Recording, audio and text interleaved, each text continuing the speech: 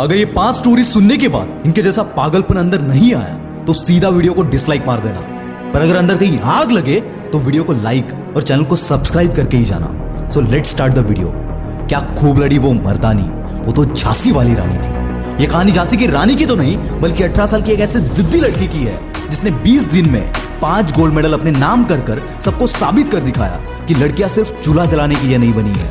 लड़कियां भी जीत सकती है, लड़कियां भी अपने सपनों के लिए पागलों की तरह मेहनत कर सकती है। स्ट्रगल के वक्त जिस बंदी के पास पहनने के लिए शूज तक नहीं थे, आज वही बंदी एडिडास जैसे बिग ब्रांड की ब्रांड एम्बेसडर है। सक्सेस इससे ज्यादा क्या हो सकता है? लोग कहते हैं हमारे पास फैसिलिटीज नहीं थी इसलिए हम कामयाब नहीं हुए। पर दोस्त, तुम्हारे पास कमी उस फैसिलिटीज की नहीं, उस पागलपन की है जो हर विनर में, हर कामयाब बंदे में तुम्हें देखने मिलेगा। इस बंदी के पास ना कोई ट्रेनिंग फैसिलिटी थी, ना कोई कोच था, बस था तो अपने गेम के लिए वो जुनून, वो पागलपन। मुसीबतें इनके जिंदगी में भी आई पर इनका ध्यान मुसीबतों पे नहीं, अपने मंजिल पे था। और यही चीज हमें इस बंदी से सीखनी चाहिए कि साला कितनी भी मुसीबतें आए, अपना ध्यान अपनी मंजिल से कभी हटना नहीं चाहिए। और जब इस लेवल का पागलपन तुम अपने अंदर लाओगे तो दोस्त, इन पागलों की लिस्ट में अगला नाम तुम्हारा होगा। अगली कहानी एक ऐसे स्ट्रगलर की है जिसके पागलपन की कोई हद नहीं। इस स्ट्रगलिंग एक्टर के पास ना काम था ना पैसा, मजबूरी के चलते बीवी के गहने तक बेचने पड़े। असली मुसीबत तो तब आई जब लैंडलॉर्ड ने उसे घर से हकाल दिया। कई दिन कई रातें इसने बस स्टॉप पर गुजारी। खुद की भूख मिटाने के लिए उसे अपने जान से भी ज्यादा प्यारे कुत्ते को $25 में बेचना पड़ा। जब ये काम ढूंढ रहा था तब इसने मोहम्मद अली की बॉक्सिंग देखी और इस बंदे के अंदर का पागलपन जग गया। इस बंदे ने 20 घंटे जग कर एक मूवी की स्क्रिप्ट लिख डाली। प्रोडक्शन हाउस वालों को ये स्क्रिप्ट इतनी पसंद आई कि उस स्क्रिप्ट के लिए $1,25,000 देने के लिए तैयार हो गए। पर इसकी जिद तो अलग ही थी। इसने शर्त रखी कि इस मूवी में वो खुद लीड एक्टर का रोल करेगा। प्रोडक्शन हाउस वालों ने इसे मना कर दिया। कुछ दिनों बाद उन्होंने इस बंदे को $2.5 लाख का ऑफर दिया, लेकिन ये जिद्दी बंदा फिर भी नहीं माना। आखिरकार इसके पागलपन और जिद के आगे प्रोडक्शन हाउस वालों को झुकना पड़ा।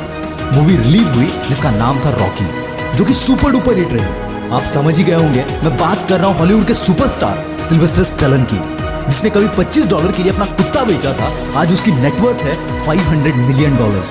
ताकत सिर्फ जीतने से बाहर नहीं आती दोस्त, तुम्हारे मुश्किल हालात तुम्हारी असली ताकत बाहर लाते हैं।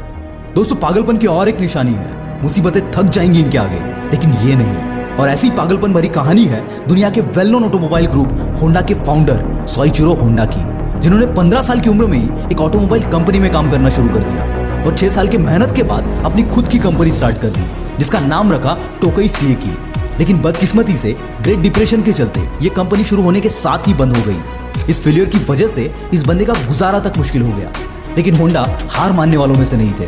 2 साल और मेहनत करने के बाद इन्होंने अपनी नई कंपनी शुरू कर दी। नाम रखा होंडा टेक्निकल इंस्टीट्यूट। पर जैसे कामयाबी के पहले किस्मत भी इनका इम्तिहान ले रही थी।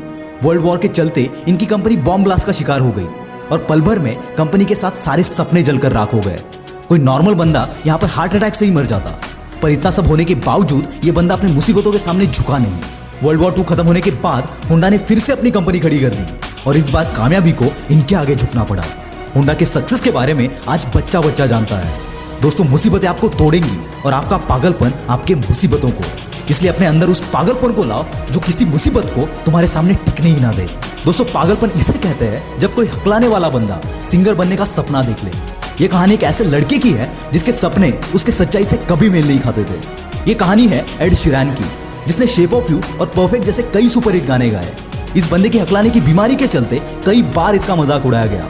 एक बार इनके पिताजी ने इन्हें एमिनेम की सीडी ला कर दी। एमिनेम को गाते हुए सुनकर ये बंदा इतना इंप्रेस हो गया कि पागलों की तरह अपनी हकलाने की बीमारी को दूर करने के लिए मेहनत करने लगा। 16 साल